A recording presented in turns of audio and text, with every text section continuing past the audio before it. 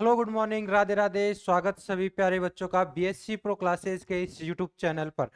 तो बच्चों देखिए, जो बीएससी सेमेस्टर 2 है, फिजिक्स का पेपर हो चुका है और उम्मीद है आप सभी बच्चों का पेपर है जो बहुत बढ़िया गया होगा।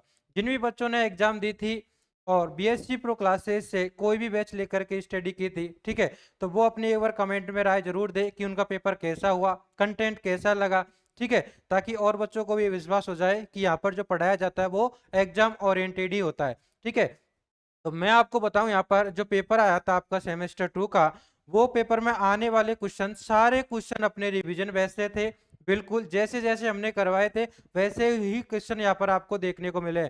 जो न्यूमेरिकल्स मैंने करवाए थे, तो वहां पर आपको एग्जाम में 4 न्यूमेरिकल्स आए, जिनमें से 3 न्यूमेरिकल्स मिले हैं बिल्कुल और सेम विदाउट एनी चेंज। ठीक है, वहां पर कोई भी संख्या का भी चेंज वहां पर नहीं। ठीक है, तो चलिए पहले मैं आपको एक बार पेपर दिखा देता हूं कि कौन कौन से क्वेश्चन थे जो आपको एग्जाम में मिले थे। ठीक है, चलिए तो देखिए, एक बार अपन पेपर को देखते हैं पहले, कौन कौन से क्वेश्चन थे वो आपके एग्जाम में आए थे जो अपन ने रिवीजन बैच में भी करवाए हैं।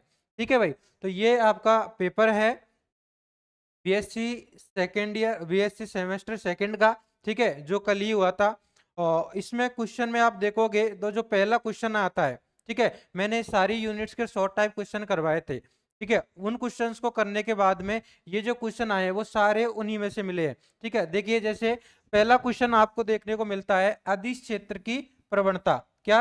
अदिश क्षेत्र की प्रवणता क्या होती है, इसको यहाँ पर आपको परिभाषित करना है। क्या करना है, इसको यहाँ पर आपको परिभाषित करना है। ठीक है भाई, देखिए भाई, अदिश क्षेत्र की प्रवणता को समझाना है, बिल्कुल ऐसा कैसा क्वेश्चन मैंने आपको करवाया है। डाइवर्जेंस ऑफ कर्ल, ये एक आइडेंटिटी होती है जिसमें अपन क्या करते हैं, कोई भी वेक्टर क्वांटिटी है उसका कर्ल लेकर के फिर डाइवर्जेंस निकालते हैं, तो वो वैल्यू 0 आती है। ठीक है, ये भी मैंने बताया था। इसके बाद में लाप्लास संकारक क्या होता है, कार्टेशियन कोऑर्डिनेट में पॉइसन और लाप्लास समीकरण है, वो आपको यहाँ पर बतानी थी। इसके बाद में एक शॉर्ट टाइप क्वेश्चन आता है, परमाणविक ध्रुवणता और विद्युत प्रवृत्ति में संबंध एवं विस्थापन धारा की परिभाषा। तो तीनों की डेफिनेशन मैंने आपको करवाई थी, एटॉमिक पोलराइजेबिलिटी, ठीक है, इलेक्ट्रिक ससेप्टिबिलिटी और डिस्प्लेसमेंट करंट। इसके बाद में आपके पास ये वाला न्यूमेरिकल है, ये भी मैंने करवाया था कि हीरे की आपको विद्युतशीलता दे रखी है, इसकी वैल्यू ये थी, और उसमें आपको क्या पूछा था, परावैद्युतांक और इलेक्ट्रिक ससेप्टिबिलिटी की वैल्यू पूछी थी। एज इट इज न्यूमेरिकल मैंने आपको करवाया हुआ है। ठीक है, यहाँ पर एम्पियर के नियम का अवकलन समाकलन रूप भी करवाया हुआ है। कक्षीय घूर्णी में आपको बोर मैग्नेट्रॉन की वैल्यू बताई थी और डेफिनेशन भी बताई थी। बायो सावर्ट नियम करवाया था, डिस्प्लेसमेंट करवाया था। ठीक है, और ये अपने पास थ्योरी मैंने इसकी बता रखी थी, फॉर्मूला भी बताया था। तो ये अगर आपने थ्योरी पढ़ी तो ये भी न्यूमेरिकल भी आप कर सकते थे। क्लियर, तो ये आपका शॉर्ट टाइप क्वेश्चन था जिसमें से सारे क्वेश्चन मिल गए ये वाले क्वेश्चन को छोड़ करके। आगे अपन चलते हैं। तो जो आपके पास यूनिट 1 से क्वेश्चन आता है, उसमें पहला क्वेश्चन आता है, सदिश क्षेत्र का डाइवर्जेंस को डिफाइन करना है और उसको कार्टेशियन कोऑर्डिनेट में उसका एक्सप्रेशन निकालना है। मैंने हर अपने पास क्लास में बोला था कि यहाँ से एक न्यूमेरिकल एक क्वेश्चन आएगा और वो डाइवर्जेंस कर्ल और ग्रेडियंट में से आता है। ठीक है, तो डाइवर्जेंस वाला आ गया। और यहाँ पर इसके साथ मैंने न्यूमेरिकल करवाया, तो एज इट इज न्यूमेरिकल मैंने करवाया था जिसमें से डाइवर्जेंस निकलवाया था एक आर वेक्टर का, फिर उसके बाद में यहाँ पर कर्ल निकलवाया था और एक अपने पास इस प्रकार से ग्रेडियंट भी बताया था। ठीक है, ये तो हो गया आपका जो सेकंड क्वेश्चन है, उसका ए और बी पार्ट दोनों मिल गए थे एज इट इज। उसके बाद में अगर आप और अथवा के साथ भी जाओ तो यहाँ पर भी जो अपने पास ये क्वेश्चन था ये भी मैंने यहाँ पर करवाए हुए हैं। इसमें से आप बी के साथ जाओगे तो विद्युत द्विध्रुव और द्विध्रुव आघूर्ण करवाया था।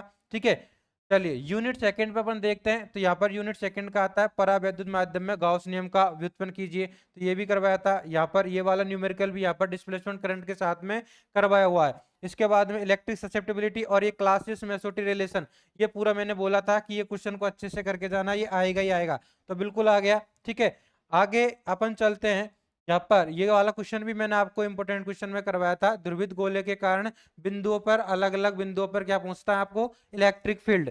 ठीक है, इसके बाद में आता है आपके पास यूनिट थर्ड से क्वेश्चन नंबर 4, जिसमें चुंबकीय सदिश विभव ए, इसके बारे में पूरी अपने पास मैंने थ्योरी बताई थी, विभव से आप क्या समझते हो, और बायो सावर्ट नियम को व्युत्पन्न कीजिए और चुंबकीय सदिश विभव का उपयोग करते हुए। तो ये बिल्कुल क्वेश्चन ऐसे के ऐसे मैंने आपको रिवीजन बैच में भी करवाया था और इंपॉर्टेंट क्वेश्चन में बताया था। ठीक है, इसके बाद में ये आता है चुंबकीय क्षेत्र के लिए लॉरेंज बल को समझाइए क्या होता है। इलेक्ट्रिक फील्ड और मैग्नेटिक फील्ड में जब कोई पार्टिकल गति करता है तो दोनों के कारण वहां पर फोर्स लगता है, उसको लॉरेंज फोर्स कहते हैं। ये वाला क्वेश्चन आ गया।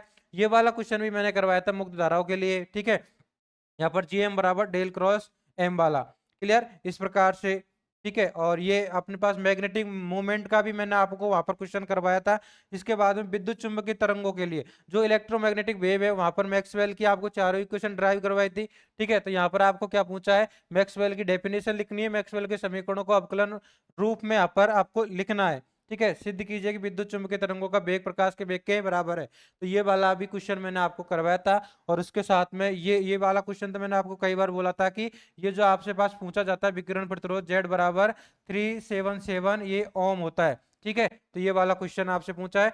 और पॉइंटिंग वेक्टर तो ये वाला क्वेश्चन यूनिट 4 में भी यहाँ पर ये करवाया गया। तो ऐसा कोई भी क्वेश्चन नहीं है जो यहाँ से नहीं मिला हो, ठीक है।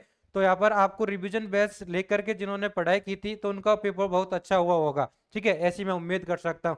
तो अब ये सेमेस्टर 2 वाला तो हो चुका है। अब आगामी बच्चे जो है सेमेस्टर 4 और 6 उनके लिए भी ये अपने पास बैच है जो अवेलेबल है। अपने बीएससी प्रो क्लासेस पर आप जाओगे एप्लीकेशन पर, ठीक है।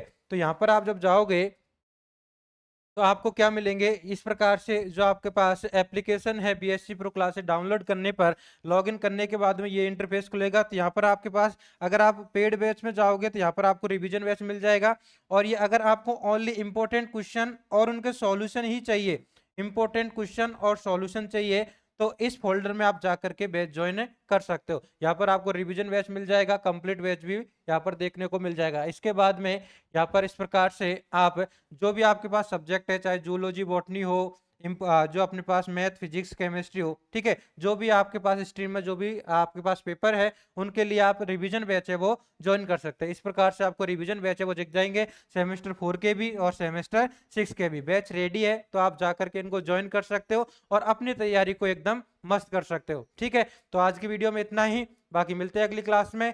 और वीडियो में जो आपके पास जो रिवीजन बैच मैंने आपके बारे में बताया उसको जा करके एक बार जरूर से जरूर देखना, ठीक है, ताकि आपके पास जो पेपर है वो उनका पेपर जो यूनिट सेमेस्टर 4 और 6 है उनकी तैयारी आपकी एकदम मस्त हो जाए, ठीक है भाई। चलिए, और जो जिन बच्चों का पेपर अच्छा हुआ है जैसा भी हुआ है वो एक बार कमेंट बॉक्स में अपना फीडबैक जरूर दे, क्लियर। चलिए भाई, तो आज की क्लास में इतना ही, बाकी मिलते हैं अगली क्लास में, तब तक के लिए सभी को राधे राधे।